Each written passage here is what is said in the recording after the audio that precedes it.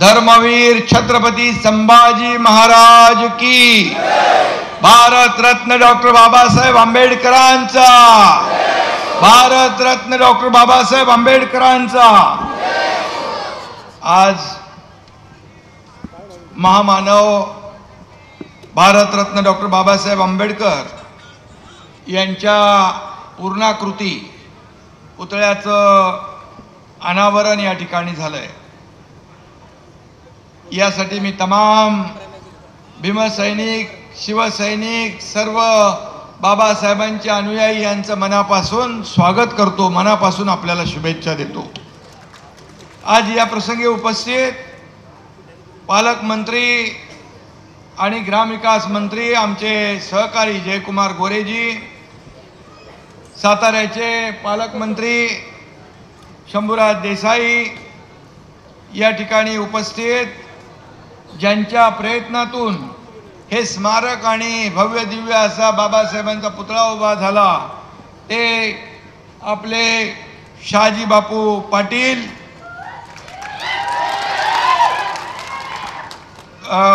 आमदार बाबासाहेब देशमुख, आमदार समाधान आवताडे, आमदार राजू खरे, दीपक आबा साळुंके, आयुष्यमान धम्मदीप बंदके, आपले बंतेजी, सर्वजण नावं घेत नाही पण सर्व बंतेजी, ज्योतिताई, शिवाजीराव, देवीदास, चेतन सिंग, महेश, सर्व व्यासपीठावरील सन्माननीय मान्यवर, महायुतीचे सर्व पदाधिकारी आणि कार्यकर्ते, माझ्या तमाम लाडक्या बहिणी, लाडके भाऊ, लाडके शेतकरी, लाडके ज्येष्ठ, सगळ्यांचं मनापासून मी स्वागत करतो आणि आज आपल्याला शुभेच्छा देतो।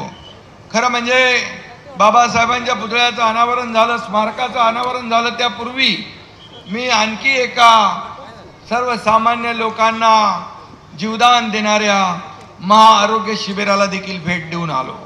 मला वाटतं बापू आपल्या या सांगोल्यामध्ये एवढं महाआरोग्य शिबिर पहिल्यांदा झालं आणि त्या ठिकाणी जे जे कोणी रुग्ण येतील त्यांना पुढची जी काही ट्रीटमेंट, उपचार पाहिजे ते देखील विनामूल्य मंगेश चिवटे आणि त्यांची टीम मुंबईसारख्या मोठ्या हॉस्पिटलमध्ये करण्याचं देखील या ठिकाणी नियोजन केलंय। त्याबद्दल मी या आरोग्य विभागाच्या टीमचं पण मनापासून अभिनंदन करतो। खरं म्हणजे बापू, खरं म्हणजे तुमच्यावर लोकांचं प्रेम बघून एकदम ओके वाटतंय।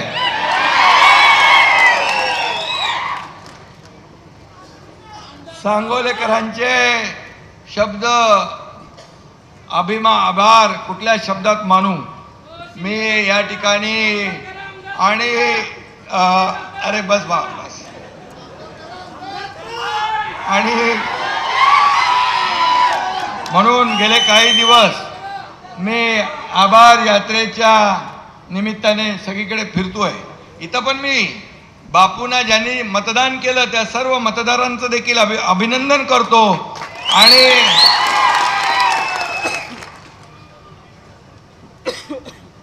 आभार तर मानलेच पाहिजे। आणि सांगोल्यात शहाजी बापूंना यश आलं नसलं तरी तेच तुमच्या हृदयातले नेते आहेत हे मला माहीत आहे।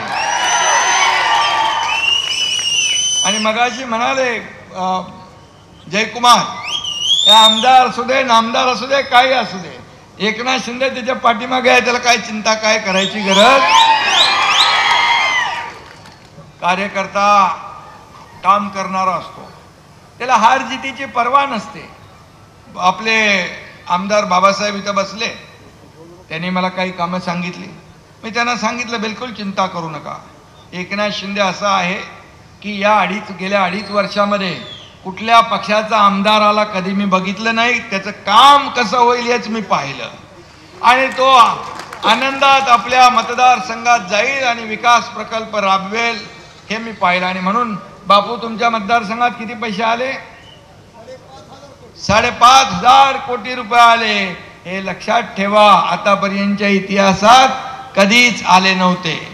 आणि जयकुमार गोरे यांनी सांगितलंय, इकडं गणपतराव देशमुख आणि शहाजी बापू असे दोघं असतात। अलटून पलटून असतात. तिसरा कोण असतो का इकडं? तिसरा कोण नाही.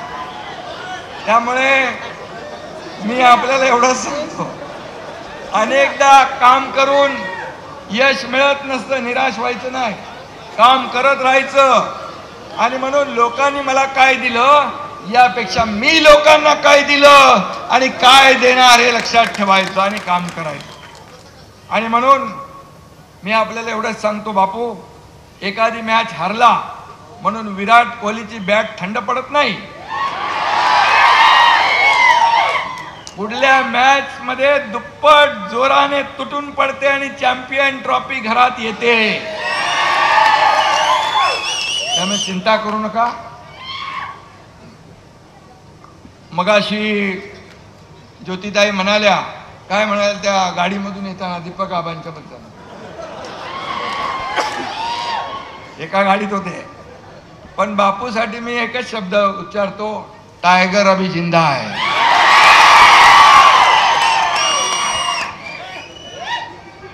अरे त्याला काय वाऱ्यावर सोडणार नाही मी.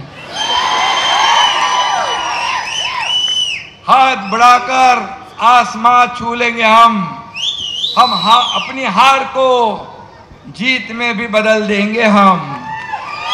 आणि म्हणून काळजी करू नका.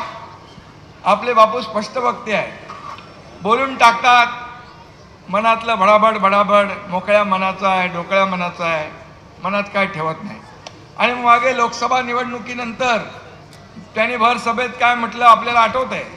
बापू म्हणाले होते, ज्यांनी पाणी अडवण्याचं काम केलं त्यांना तुम्ही लोकसभेत पाठवलं आणि ज्यांनी तुम्हाला पाणी दिलं त्यांना तुम्ही घरी बसवलं. बरोबर ना? सांगोला दुष्काळ मुक्त करण्यासाठी बापूंनी खूप प्रयत्न केले.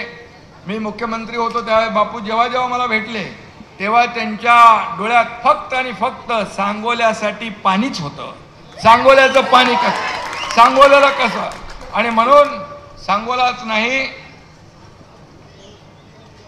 मंडपाबाहेर लोक उन्हात उभे आहेत, त्यांनी आतमध्ये या, पोलिसांनी त्यांना सहकार्य करावं. आतमध्ये इकडे जागा आहे, मधल्या पॅसेजमध्ये तिकडे जागा आहे, पोलिसांनी सहकार्य करून त्यांना आतमध्ये सोडावं. उन्हामध्ये ते उभे आहेत, ऊन जोरात आहे. आणि म्हणून या ठिकाणी हे जे काय सभा झाली आहे आपली, आज सभा या ठिकाणी आलेला प्रत्येक जण बाबासाहेबांच्या प्रेमापोटी या ठिकाणी या स्मारकाचं दर्शन घेण्यासाठी आला आहे. आणि म्हणून त्यांचंही मनापासून मी मगाशी स्वागत केलेलं आहे.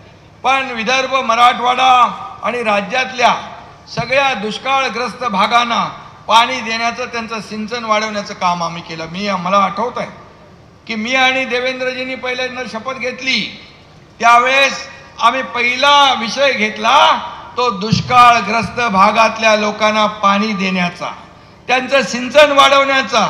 मला आठवतंय महाविकास आघाडी सरकारमध्ये मी होतो, 2.5 वर्षात जयकुमारजी फक्त 4 सुप्रमा दिल्या आणि मी मुख्यमंत्री होतो, देवेंद्रजी, अजितदादा आमच्या टीम मध्ये 150 सुप्रमा दिल्या. 150 सुप्रमा, सुधारित प्रशासकीय मान्यता. आणि म्हणून जेव्हा जेव्हा या ठिकाणी पाण्याचा प्रश्न येतो त्यावेळेस बापूंनी त्याचा पाठपुरावा केला. आणि परवाच मंत्रिमंडळात देखील म्हैसाळ उपसा सिंचन योजनेसाठी सौर ऊर्जा प्रकल्प उभारण्यासाठी 1,500 कोटीला देखील मान्यता आपल्या सरकारने दिली आहे. आणि म्हणून ताकारी, म्हैसाळ 2 स्वतंत्र उपसा सिंचन योजना आहेत.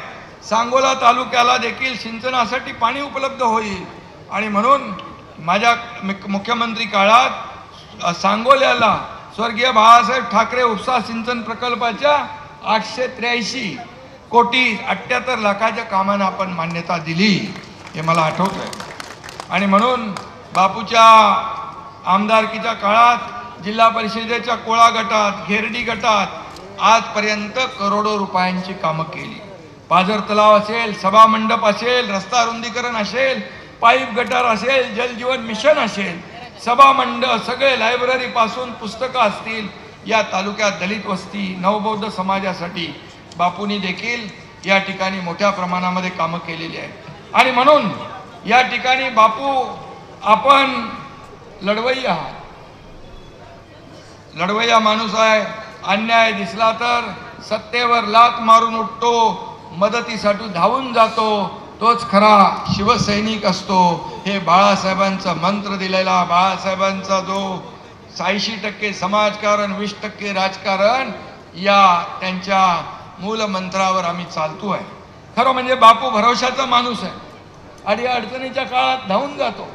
आणि म्हणून खरोखर सांगतो, आम्ही जेव्हा उठाव केला, शंभराजित आहेत, आम्ही जेव्हा उठाव केला तेव्हा पहिल्या दिवसापासून बापू माझ्या बाजूला खांद्याला खांदा लावून पहाडासारखा उभा होता, पहाडासारखा उभा होता. आणि सगळे स्ट्रेसमध्ये होते तिकडं सगळे. तेव्हा तर मोठं ऑपरेशन होतं. मी डॉक्टर नसलो तरी मोठमोठे ऑपरेशन करतो मी. आणि त्यातलं एक मोठं ऑपरेशन होतं. आम्ही सगळे स्ट्रेसमध्ये होतो, पण बापू विनोद करायचे, बापू गप्पा मारायचे, बापू सगळ्यांना हसवायचे. अख्ख्या गुवाहाटीमधला पर्यटन व्यवसाय वाढून डबल नाही चौपट केला बापूच्यामुळे झाला तो. काय ती झाडी, काय ते डोंगर. मी काही रिअल इस्टेट आपले बिल्डर आहेत ना, त्यांच्या जाहिरातीमध्ये पण बघितलं नाही. मला बापूला माहित नाही, बिना रॉयल्टीचं लावलेलं दिसतंय ते. आणि म्हणून या ठिकाणी बापू एक मजेदार कार्यकर्ता आहे. लोकांना सुखदुःखामध्ये धावून जाणार आहे. आणि आपल्या लाडक्या शहाजी बापूंनी एकदा ठरवलं, मग हातातलं काम पूर्ण, घेतलेलं काम पूर्ण केल्याशिवाय बापू स्वस्थ बसत नाही, थांबत नाही, अशी बापूंची ख्याती आहे. आणि म्हणून या ठिकाणी बापूंनी अनेक विकास कामं केली. मी देखील निधीसाठी कधी हात आकडता घेतला नाही. त्यावेळेस मला माहीत आहे, माझ्याकडे आलेला प्रत्येक माणूस माझ्या त्याच्या कागदावर मी सही केल्याशिवाय त्याला पाठवत नव्हतो. आणि तो अर्ज पुढे कुठे गेलाय, कुठल्या डिपार्टमेंटला गेला, याचा फॉलोअप देखील आमचं डिपार्टमेंट मुख्यमंत्री CMO घेत होतं.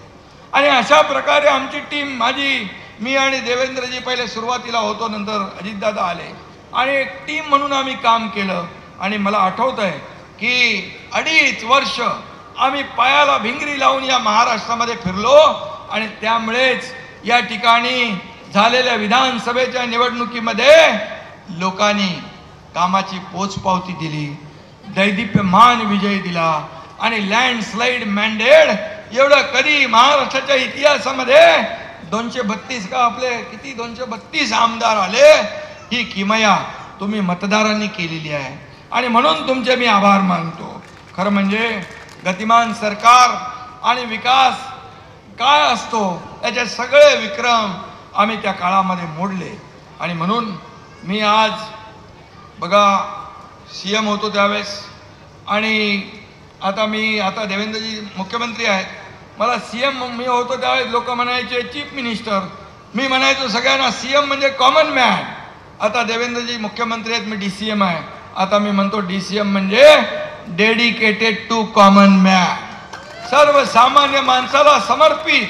कारण सर्वसामान्य माणसाची नाळ तुटता कामा नये. आपण जमिनीवरचे कार्यकर्ते आहोत. आपण खरं म्हणजे सर्वसामान्यांमधले कार्यकर्ते आहोत. आणि म्हणून पण मी पदावर खाली होतात, सत्ता येते, सत्ता जाते, पुन्हा येते, पद येतात, जातात, पुन्हा येतात. परंतु मी आपल्याला सांगतो, मला या महाराष्ट्रातल्या करोडो लाडक्या बहिणींचा लाडका भाऊ ही ओळख जी मिळाली ती सगळ्या पदांपेक्षा मोठी आहे. आणि हे मी माझं भाग्य समजतो. आणि म्हणून मी आपल्याला एवढंच सांगतो, खुर्च्या बदलल्या, मन बदलली नाहीत, इरादे बदललेले नाहीत. दिल वही, इरादे वही, और हौसले भी वही आहे. आणि म्हणून आमची टीम जी काम करते आहे ती टीम अधिक वेगाने या पुढचं जे काही विकासाचं काम आहे ते आम्ही करून दाखवणार आहोत. कारण आमचं असं आहे, प्राण जाय पर वचन न जाय. आम्ही असं म्हणणार नाही प्रिंटिंग मिस्टेक झाली. माझ्या लाडक्या बहिणींना मी सांगून ठेवतो की तुम्हाला किती विरोधकांनी सांगितलं तरी सुद्धा लाडकी बहीण योजना कधीही बंद होणार नाही.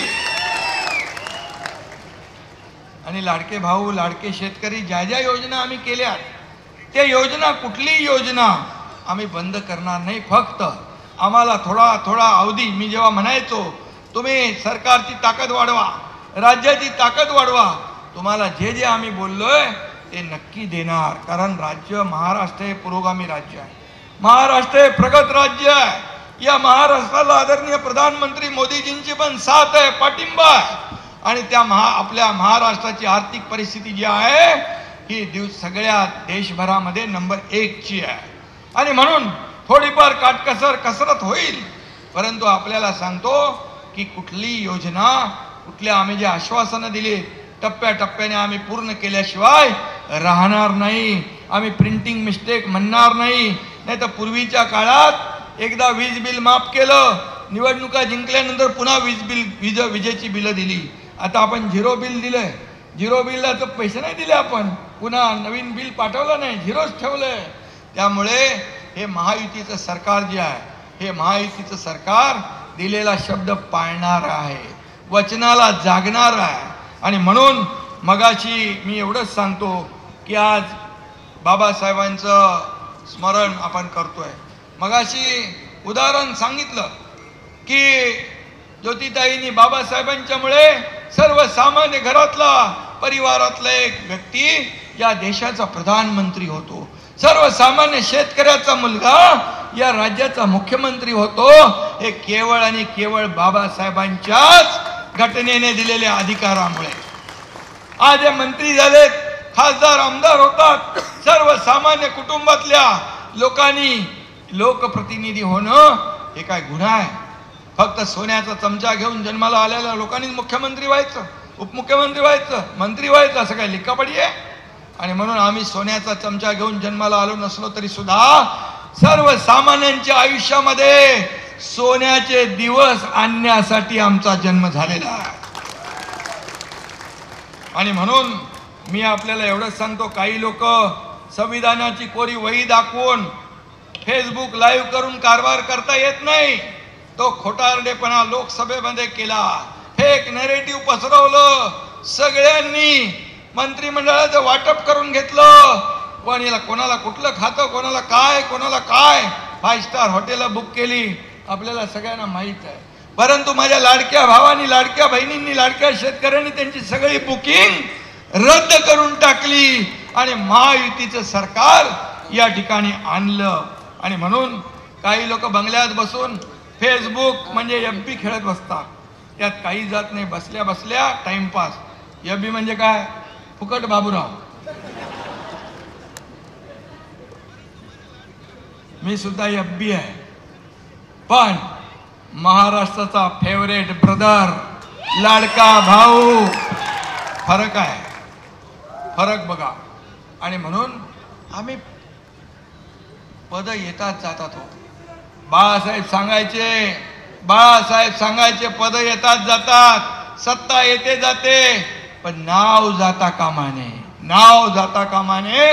आणि म्हणून ते नाव राखण्याचं काम आपल्याला करायचं असेल तर या महाराष्ट्रातला विकास जो आहे अधिक वेगाने आपल्याला करावा लागेल. आणि म्हणून मी आपल्याला एवढंच सांगतो की शिवसेना 80 जागा लढल्या, 60 जागा जिंकल्या. आज जे आमच्यावर बेईमानीचा शिक्का लावतात, आमच्यावर आरोप करतात, काय एकनाथ शिंदे शेतकऱ्याच्या मुलानं मुख्यमंत्री झालं, तुमचं का पोटदुखी? 2.5 वर्षात तुम्ही घरी बसला, हा 2.5 वर्षात लोकांच्या दारात गेला, घरात गेला, शेतावर गेला, बांधावर गेला. माझ्या लाडक्या बहिणी, लाडक्या भावांसाठी, शेतकऱ्यांसाठी योजना केल्या, का पोटात दुखतंय तुमच्या? आणि म्हणून बाळासाहेब सांगायचे, कार्यकर्ता घरात नाही लोकांच्या दारात शोभून दिसतो. आणि म्हणून आम्ही शासन आपल्या दारी घेऊन आलो. का शासन आपल्या दारी? काय होतं? का योजना पूर्वी नव्हत्या? का लाभार्थी नव्हते? का लाभ नव्हते? सगळं होतं, पण सर्वसामान्य माणूस कटकट नको म्हणून ते लाभ सोडून देत होते. बांधवांनो आणि भगिनींनो, मी आपल्याला सांगतो, शासन आपल्या दारीमध्ये आम्ही तिघही जायचो, मी जायचो, देवेंद्रजी जायचे, अजितदादा आम्ही जायचो. आणि त्या ठिकाणी जागेवर अगदी दाखल्यापासून, ट्रॅक्टर पासून, पॉवर टिलर पासून, ड्रोन पासून, हार्वेस्टर पासून सगळं घराच्या किल्ली पासून आम्ही तिथं द्यायचो. मी आपल्याला सांगतो, मला समाधान आहे की 5 कोटी लोकांना शासन आपल्या दारीमधला लाभ मिळाला. 5 कोटी लोकांना. हे सगळे जे निर्णय घेतले आपण, हे सगळे निर्णय घेतले यामुळेच तुम्ही एवढ्या मोठ्या जोरदार या मतांचा वर्षाव केला. आणि म्हणून मी आपल्याला एवढंच सांगतो, काही नेते बघा आमचं सगळं भोळा बाबड, आमचा बापू पण एकदम कधी तो मनामध्ये ठेवत नाही. त्याच्याबरोबर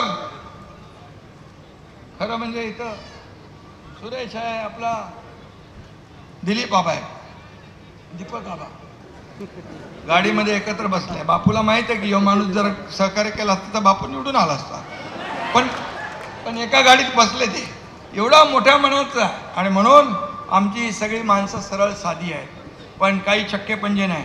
पण काही लोक दिसायला साधी असतात, साधी बिधी असतात, इनोसंट असतात, पण चेहरा भोळा आणि भानगडी 16 असे लोकही असतात. आणि त्यामुळे मी पण चेहऱ्यावर जाऊन फसलो इतके वर्ष. आणि म्हणून मी आपल्याला एवढं सांगतो, आपल्याला काम करायचं आहे, या सांगोल्याचा विकास करायचा आहे. आणि या जिल्ह्याचा विकास करायला पालकमंत्री इकडे सक्षम आहेत, या ठिकाणी सरकार त्यांच्या पाठीशी उभं आहे. आणि म्हणून मी आपल्याला एवढं सांगतो की बापू विकासाचं जे धोरण आहे ते तुम्ही लावलं, खऱ्या अर्थाने ते पूर्ण करण्याचं काम आपलं सरकार करेल. आणि आपण बिलकुल आता आमदार जे आहेत ते आपले सहकारी आहेत असं समजून आपण काम करा, एकमेकाच्या हातात हात घालून काम करा. आणि मग अशी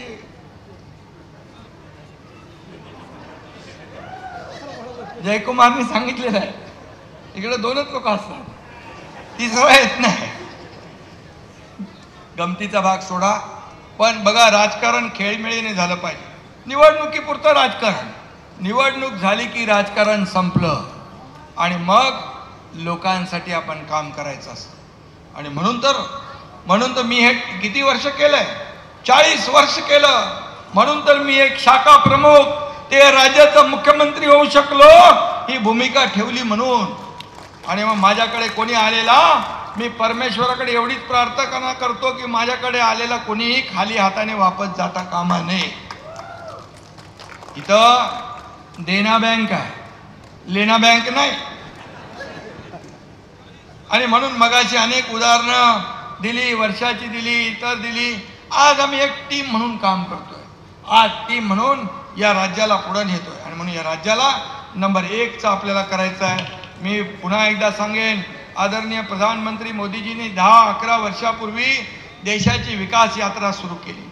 खऱ्या अर्थानं आज आपण पाहतोय, विकास होताना पाहतोय, आपल्या देशाचं नाव जगभरामध्ये रोशन करताना पाहतोय, देशाचा नावाचा डंका जगभरात पिटताना पाहतोय.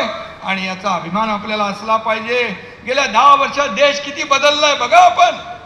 बघा आज दारिद्र्य रेषेखालची 35 कोटी लोक वर आले, 80 कोटी लोकांना मोफत राशन मिळतंय. किती लाडक्या बहिणींना जनधन योजना, लखपती दिदी जे आपण पण लाडक्या बहिणींची योजना केली, आज कितीतरी योजना, शेतकरी सन्मान योजना, सगळ्यांच्या जीवनामध्ये बदल घडला पाहिजे. काँग्रेस म्हणायची गरिबी हटाव, गरिबी हटाव, गरिबी हटाव. गरीब हटली नाही, गरिबी नाही हटली, गरीब हटला. परंतु आपल्या या सरकारच्या काळात, केंद्र सरकार मोदीजींच्या काळात गरिबी हटवण्याचं काम केलं, सर्वसामान्य माणसाच्या जीवनामध्ये बदल घडवण्याचं काम केलं. तेच काम आपल्या राज्यामध्ये आपण करतोय. आणि म्हणूनच मी आपल्याला एवढंच सांगतो, बाकी आज जास्त काय मी कोणावर टीका करत नाही, कारण आपल्याला काम करायचं, आपण काम करणारे आहोत. या एकनाथ शिंदेवर किती आरोप केले, किती आरोप करणार. उठता बसता झोपता उठता स्वप्न सुद्धा एकनाथ शिंदे, एकनाथ शिंदे, एकनाथ शिंदे. काय केलं एकनाथ शिंदे? स्वतःसाठी काय केलं? सर्वसामान्य लोकांसाठी केलं, सर्वसामान्यांना न्याय देण्यासाठी केलं. या महाराष्ट्रातला प्रत्येक घटक सुखी झाला पाहिजे याच्यासाठी आपण धडपड केली. आणि म्हणूनच मला आपल्याला एवढंच सांगतो की परवा मला इथून जवळच समाधान पंढरपूरचे आमदार आहेत, मला जगद्गुरू संत तुकाराम महाराजांचा राष्ट्रगौरव पुरस्कार मिळाला. संत तुकाराम महाराजांचा पुरस्कार मिळाला, मला फार समाधान वाटलं. त्यापूर्वी दिल्लीमध्ये शूरवीर महापराक्रमी महाजी शिंदे पुरस्कार मिळाला आणि या महापुरुषांचा पुरस्कार मिळणं हे देखील माझ्यासाठी भाग्याचं आहे. त्याचबरोबर गेल्या आठवड्यात कुठला इंडियन एक्सप्रेसमध्ये 100 पॉवरफुल माणसांच्या लिस्टमध्ये देखील माझं नाव होतं. मी काय स्वतःची तारीफ करत नाही, मी मुख्यमंत्री नसताना मिळालेले पुरस्कार आहेत, हे तुमचे पुरस्कार आहेत, हे जनतेला मिळालेले पुरस्कार आहेत. आणि म्हणून मी जेव्हा जेव्हा मला जे पुरस्कार मिळतात मी ते जनतेला सुपूर्द करतो, जनतेला अर्पण करतो. हे मी एक असा कार्यकर्ता आहे.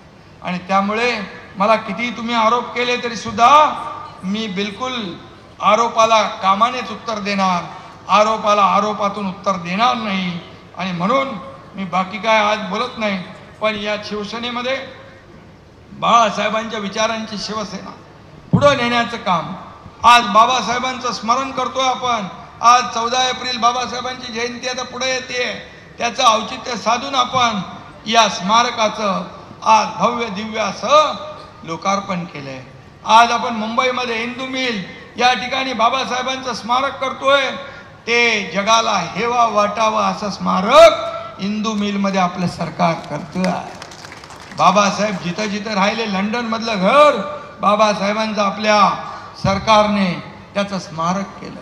बाबासाहेबांच्या जिथं जिथं पाऊल खुणा आहे, बाबासाहेबांच्या जिथं जिथं बाबासाहेब गेले, बाबासाहेबांच्या त्या आठवणी जिवंत करण्याचं काम, त्याचं स्मारकात रूपांतर करण्याचं काम आपल्या सरकारने केलं.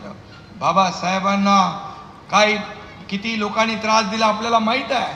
जे बाबासाहेबांचं संविधान म्हणून संविधान खतरे में म्हणणारे, बाबासाहेबांना निवडणुकीमध्ये पराभूत करणारे हेच लोक होते. बाबासाहेब देखील म्हणायचे काँग्रेस हे जळकं घर आहे, सावध राहा. बाबासाहेबांचं स्मारक, बाबासाहेबांच्या आठवणी, बाबासाहेबांचं जे काही म्हणजे मोठेपण आहे ते मोठेपण बाबासाहेबांनी घटना लिहिली. अनेक देशाच्या घटनांचा अभ्यास करून बाबासाहेबांनी सर्वोत्कृष्ट घटना आपल्या देशाची लिहिली आणि त्याचा आदर्श घेऊन आज केंद्र सरकार काम करतंय, मोदीजी काम करतायत, इथं आपलं महायुतीचं सरकार काम करतंय. बाबासाहेबांच्या आदर्शावर आपण चालतोय. म्हणूनच सर्वसामान्य माणूस, दलित, शोषित, पीडित हा मुख्य प्रवाहामध्ये आला पाहिजे, त्याला न्याय मिळाला पाहिजे, त्याचं जीवन बदललं पाहिजे, त्याच्या आयुष्यामध्ये चांगले सोन्याचे दिवस आले पाहिजे. हे काम आपण करतोय. आणि म्हणून हे राज्य आता सगळ्या क्षेत्रात पुढं आहे, 1 नंबरला आहे. आता मध्ये मी जेव्हा दावोसला गेलो तेव्हा 2 वेळा 7.5-8 लाख कोटी रुपयाची आपण इन्व्हेस्टमेंट आणली. आता देवेंद्रजी गेले 15 लाख कोटीची इन्व्हेस्टमेंट आणली. 25 ते 26 लाख कोटी, 25 ते 26 लाख लोकांना रोजगार मिळतोय. परवा आम्ही मुंबईमध्ये केले. खूप मोठ्या प्रमाणावर लोक येत आहेत आपल्या राज्यामध्ये. इंडस्ट्री फ्रेंडली स्टेट झालेला आहे. आपल्या राज्यामध्ये उद्योग आले तर तुम्हाला नोकऱ्या मिळणार. इथं MIDC आहे की नाही? MIDC बापू आपल्या इकडं जर तुम्ही जागा दिली तर उद्योग मंत्र्यांना मी सांगेन की MIDC देखील आपल्या इथं झाली पाहिजे. पालकमंत्री महोदय आपण पाठपुरावा करा, आमदार आहेत. आणि म्हणून बापू या ठिकाणी आपलं हे सरकार जे आहे रिझन देणारं नाही, ऑन द स्पॉट डिसिजन घेणारं सरकार आहे. रिझन देणारं नाही, ऑन द स्पॉट डिसिजन घेणारं आहे. आणि म्हणून मी आपल्याला एवढंच सांगतो, आमच्या लाडक्या बहिणी, लाडके भाऊ, लाडके शेतकरी, लाडके ज्येष्ठ या सगळ्यांचं मनापासून मी अभिनंदन करतो. आणि पुन्हा एकदा एवढंच मी सांगतो की शहाजी बापू आपण जरी पराभूत झाला असाल तरी जबाबदारी आपली संपलेली नाही. बघा लोकांमध्ये किती तुमच्याबद्दल क्रेज आहे. मी रस्त्यावर येताना पाहिलं तुमच्याबद्दल किती क्रेज आहे लोकांच्या मनामध्ये. खरी लढाई तर आता सुरू झालेली आहे. आणि त्यामुळे मी आपल्याला सांगतो, तुम्हाला इथं आता पक्ष म्हणून मी सांगतो, शिवसेना वाढीचं काम तुम्ही करताय. गाव तिथे शिवसेना, घर तिथे शिवसैनिक, या सगळ्या गोष्टी आपण करतात. आता महायुती हे आपलं महायुतीचं हे व्यासपीठ आहे आणि म्हणून महायुती मजबूत करण्यासाठी येणाऱ्या प्रत्येक निवडणुका आपल्याला जिंकायच्या आहेत आणि म्हणून त्यासाठी एवढंच सांगतो, बापूंना देखील मी असं मोकळं ठेवणार नाही, बापूला देखील जबाबदारी देईन आणि त्यासाठी मी आपल्याला पुन्हा एकदा, आपण एक मोठं पुण्याचं काम आज केलं.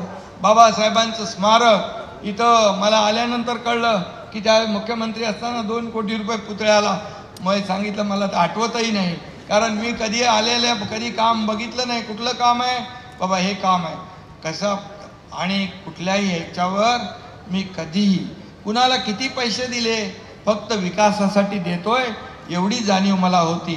माझं या हाताला दिलेलं या हाताला कधी कळू दिलं नाही मी, माझी पद्धत आहे. आणि म्हणून मगाशी मी आरोग्य शिबिरात गेलो, तिथे आरोग्य शिबिरामध्ये तुडुंब गर्दी होती. तेही मी आपल्याला सांगतो, महाविकास आघाडीच्या काळात 2.5 वर्षात 3 कोटी रुपये दिले होते. या एकनाथ शिंदेने मुख्यमंत्री असताना 2.5 वर्षात 450 कोटी मुख्यमंत्री सहायता निधीतून दिले आणि जवळपास 60 ते 70 हजार लोकांचा जीव वाचवण्याचं काम, हे पुण्याचं काम आहे. शिबिराचं देखील आयोजन आज या ठिकाणी झालं आणि म्हणून मी पुन्हा एकदा आपल्याला मनापासून धन्यवाद देतो. इथे एक चिठ्ठी आलेली आहे की बाबासाहेब आंबेडकर स्मारकास आणखी 50 लाख रुपये बापूंची मागणी आहे. काय 50 लाख रुपये पाहिजे? 50 लाख रुपये बाबासाहेबांनी तर आपल्याला पैसे दिले, बाबासाहेबांच्यामुळे तर आपण सरकार चालवतोय, त्यामुळे 50 लाख रुपये तुम्हाला आत्ता तुम्हाला इथून विमानात बसेपर्यंत तुमच्याकडे ऑर्डर येईल 50 लाख रुपयाची. आणि त्यामुळे मी पुन्हा एकदा आपल्याला मनापासून सगळ्यांना धन्यवाद देतो. आपण भर उन्हामध्ये या ठिकाणी अगदी तिथे नजर पोचत नाही तिथपर्यंत या ठिकाणी लोक उभे आहेत. त्या सगळ्यांचं मनापासून मी स्वागत करतो, मनापासून आपल्याला धन्यवाद देतो. बापू, तुमचं पुन्हा एकदा मनापासून अभिनंदन. बापूकडून लक्षात घेतलं पाहिजे की मनाचा मोठेपणा कसा ठेवायचा असतो. माझं आणखी मन मोठं होणार आहे तुमच्याकडे बघून. त्यामुळे पुन्हा एकदा शुभेच्छा, धन्यवाद. जय हिंद, जय महाराष्ट्र. ताज्या घडामोडी जाणून घेण्यासाठी शिवशाही न्यूज यूट्यूब चॅनलला सबस्क्राईब करा. आपण हा व्हिडिओ फेसबुकवर पाहत असाल तर फेसबुक पेज फॉलो करा आणि शिवशाही न्यूज.com या आपल्या वेबसाईटलाही भेट द्या.